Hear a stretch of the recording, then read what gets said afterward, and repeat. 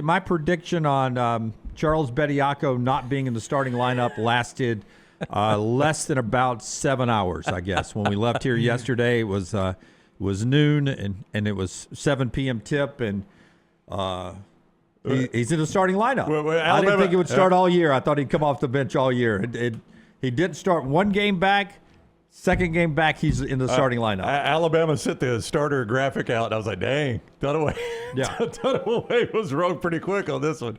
I mean, but I think Oats had said, hey, we're going to try to negate the length of guys like Mark Mitchell by, not only starting Charelle, but having Bediako in that starting lineup. And I don't know, there was foul trouble, but he only played. What did Bediako end up logging? That was 18 minutes. 18 minutes, which is down from his 25 because Charelle didn't get as much foul trouble as he did. They're going to. Nate said last night they play Florida at noon on ABC Sunday. Make a note of that, not a Saturday, but a Sunday game. He's talking about Bediako and Charelle being out there together, hopefully for most of that game to battle the bigs of Florida. I still think, and our buddy Clarence, who handles everything in our building, huge Alabama basketball fan, said the same thing to me today. He had seen us talk about it on the show yesterday. I still think their desired lineup, and this is just me talking, Nate Oats has coached a few more games than me. I still think their desired lineup is Phylon, Holloway, Allen, Charelle, Bediako. I'm not surprised. Now, look, some of it's going to be dictated by, the other team, right? Right.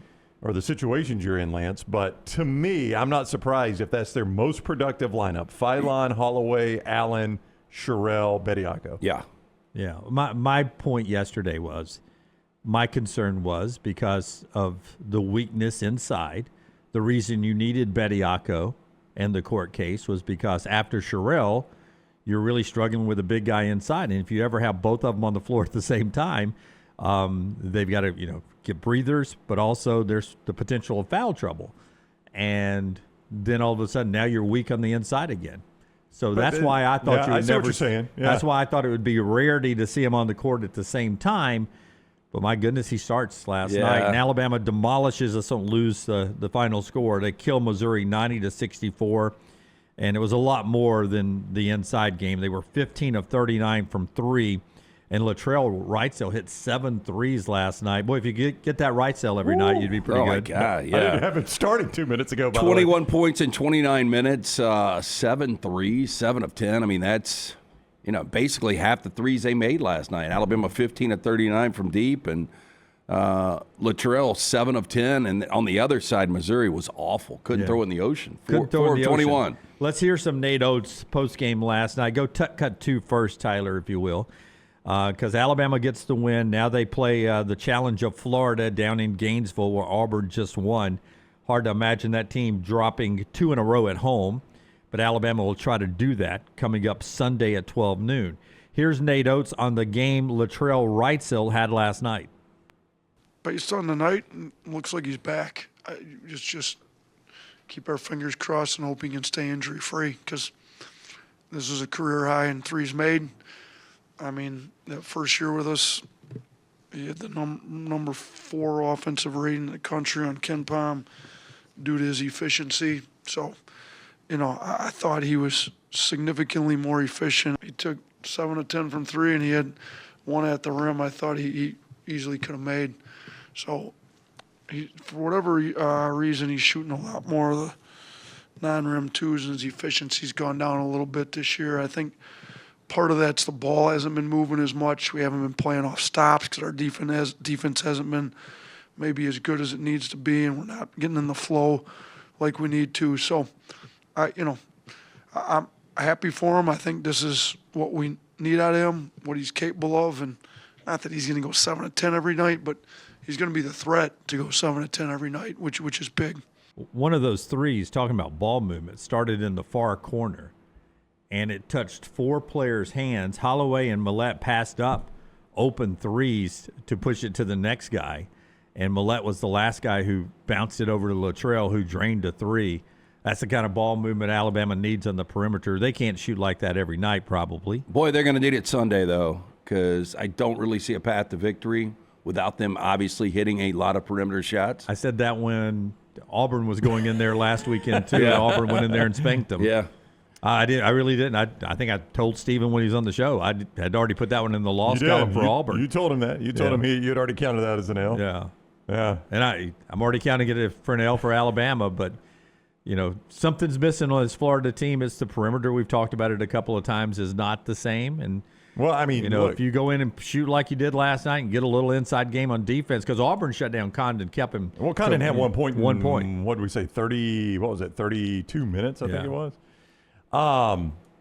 But Alabama's got the better backcourt in that game. I mean, rarely do you play not even close. a Florida team where it's that big of a gap in the backcourt. I mean, Alabama's backcourt is significantly better than Florida's. But I think even with the addition of Bediako, I mean, you look at the difference in the front court there. Yeah, that's where Florida definitely has the advantage. There's no doubt. I don't know if Alabama can do to them what Auburn did to them defensively, but I would throw that tape in and see what mucked it up inside for those bigs for Florida. But a good win for Alabama last night. What is going on with Taylor Boboan?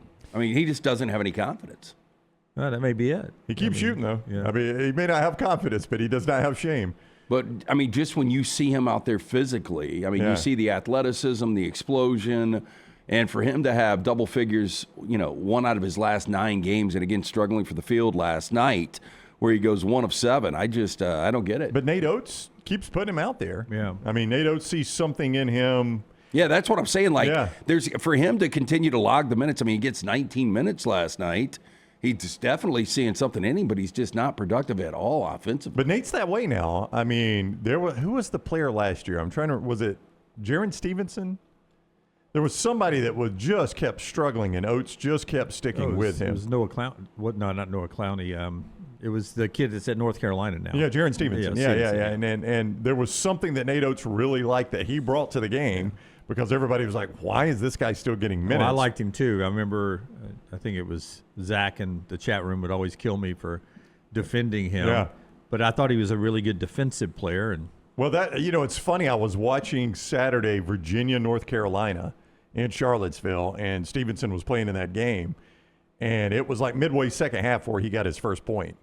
And the announcer, I don't even know who the announcer was like, this kid was a pretty good offensive player. He goes to Alabama. They turn him into more of a defensive player.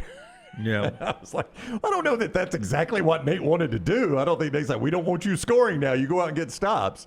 Maybe he just struggles offensively. And apparently he does, because for North Carolina, he had not scored until midway through the second half in that game. Give me cut 3, Tyler, if you will, because I think a lot of people wanted to hear from Aiden Charelle about – I mean, I instantly, when Bediako was coming back, I was like, I wonder how Aiden Charelle is going to feel about this and the other bigs. He's not going to take minutes away from Charelle. He's that good.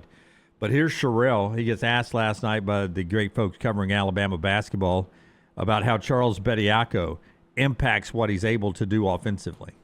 Having Charles back, just for you personally, maybe spacing-wise, or what opens up for you? It allows you to be more of a scorer? Having Charles is great. He allows me to play on the perimeter more. He allows me to be able to showcase my game a lot more. And he's a great teammate, and he's been helping us out a lot. So it's great having him here. That is, by the way, you closed your eyes. That could be. I mean, he has the same tone as Shaquille, that same deep voice, which is really soothing. But who was our Nikita? Yeah, Nikita. Yeah, the caller. The big 3 guy. Yeah. Hey, fellas. But that was your point, Brown, that with Bediako on the floor, it frees him up to play more naturally what he's good at. Yeah, all I'm saying, Lance, is like, and again, this is just, these guys aren't going to play all 40 minutes, but like if you start that, how do you defend that? Like if you've got Bediako in the inside, you got a guy as big as Charelle playing the 4, and now a guy as big as Allen playing the 3. It's difficult to do. That's a pretty long lineup right there, isn't it? With some skilled offensive players. I don't know. Yeah, and that is what's going to be fascinating about the matchup on Saturday, because you would have think now that Bediako gets put into the starting lineup last night for the first time that him and Charelle are going to get more and more minutes together, and they really start gelling as a unit. When does it hit? Is it Sunday? I mean, obviously last night with the way Reitzel and, some of the threes made last night in Missouri, I don't know where we are on Missouri right now, 14-7 and 4-4 in the SEC. They're like a lot of the SEC. Very average. Yeah, very average, right there in the middle of the SEC. I think you got a lot of teams that are alike. Different team at home than they are on the road, for sure. Like a lot of the SEC. Yeah. I mean, but they're again, I think they beat Auburn in Columbia. Yeah. But they lose by 30 26 last Yeah, night. like yesterday, you and I were talking 26. about who the best team is, and you said some would say Arkansas, and then Arkansas goes to Oklahoma, and they are fortunate to win at the worst team in the league. So was Alabama, by the way. How they covered that 2.5. That was a miracle cover, wasn't Yeah, it? it really was.